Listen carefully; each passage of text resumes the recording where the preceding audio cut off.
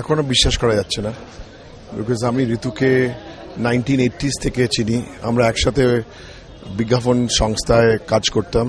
Ritu was in response, আমি ছিলাম ওগিলবি গুরুসদা রোডে, আর প্রত্যেকবার ওকে বাংলায় যখন বিজ্ঞাপন অনুবাদ করার সময় থাকতো সেই সময় আমরা ঋতুকে ডাকতাম।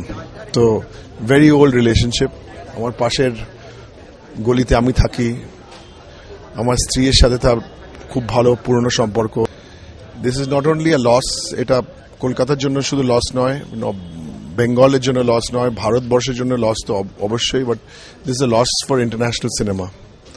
And Rituparno Ghosh, there will only be one Rituparna Ghosh. When talking about Ritu in the past tense, সেটাই কেমন একটা লাগছে।